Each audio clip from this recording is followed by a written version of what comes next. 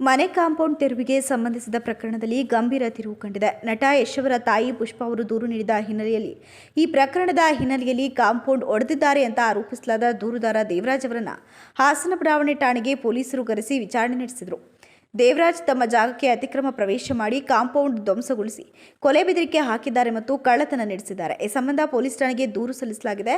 ಪೊಲೀಸರು ಪ್ರಕರಣದ ಎಲ್ಲ ಅಂಶಗಳನ್ನು ಪರಿಶೀಲಿಸುತ್ತಿದ್ದಾರೆ ಮತ್ತು ವಿಚಾರಣೆ ಪೂರ್ಣಗೊಂಡ ನಂತರ ಕಾನೂನು ಕ್ರಮ ಕೈಗೊಳ್ಳಲಿದ್ದಾರೆ ಅಂತ ನಟ ಯಶ್ ತಾಯಿ ಪುಷ್ಪಾ ಅವರು ಹೇಳಿದ್ದಾರೆ. ನಕ್ಷತ್ರ ಹೇಳಿದೆ, ಯಶಮ್ಮ ನಮ್ಗೆ ಯಾಕಮ್ಮ ನಾವು ಅಲ್ಲಿ ಇರಲ್ಲ, ನಾವು ತೋಟದಲ್ಲಿ ಇರ್ತೀವಿ ಅಂತ ಹೇಳಿದ್ರು.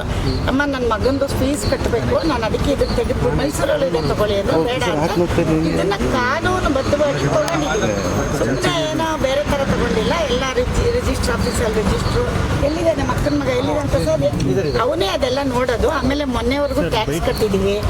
ಆಮೇಲಿಂದ ಅದಕ್ಕೇನದು ಈ ಖಾತೆ ಏನದು ಕಾರ್ಪೊರೇಷನ್ಗೆ ಆಗುತ್ತಲ್ಲ, ಇದರಿಂದ ಈ ಸತ್ತು ಅದನ್ನು ಮಾಡಿದ್ದಾರೆ ಗೌರ್ಮೆಂಟಿಂದ. ಒಂದು ವೇಳೆ ಅದರಲ್ಲಿ ಏನೋ ನಾವು ಹಿಂದೆ ಮೋಸ ಹೋಗಿ ಯಾರೋ 3-4 ತಲೆಮಾರು ಹಿಂದೆ ಏನಾದರೂ ಆಗಿದ್ದು ನಾವು ಆ ಥರ ಮಾಡಿದ್ರೆ ಅವರೇ ತಗೊಳ್ಳಿ, ನಾವು ಕೊಟ್ಬಿಡ್ತೀವಿ ಧಾರಾಳ, ನಿಮಗೆ ಖರ್ಚು ಕೊಡ್ತೀನಿ ನಾನು. ಗೊತ್ತಾಯ್ತಾ? ಆ ಥರ ಇದ್ರೆ ಖಂಡಿತ ನಮ್ಮ ಲಾಯರ್ ಹಂಗೆ ಮಾಡಲ್ಲ. ಹಂಗಿದ್ರೆ ಯಶಿಗಂತ ಸಹಿತ ಅವ್ರು ಕೊಡ್ಸಲ್ಲ.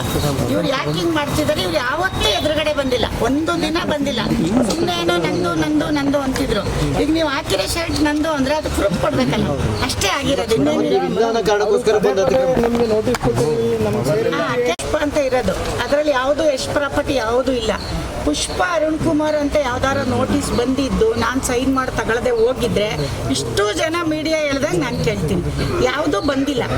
ಯಾವುದೋ ಒಂದ್ಸರಿ ಒಬ್ಬ ಏನು ಹೇಳ್ತಾರೆ ಅದಕ್ಕೆ ಕೋರ್ಟಲ್ಲಿ ಕೊಡೋಕೆ ಬರ್ತಾರಲ್ಲ, ಅವ್ರು ಬಂದು ನನಗೊಂದ್ಸತಿ ನೀವು 10,000 ಕೊಡಿ, ಅವ್ರೇನೋ ನಿಮ್ಗೆ ಈ ಥರ ಮಾಡ್ತಾರೆ ಆ ಥರ ಮಾಡ್ತಾರೆ ಅಂತ ಬಂದು ಹೇಳಿದ್ರು.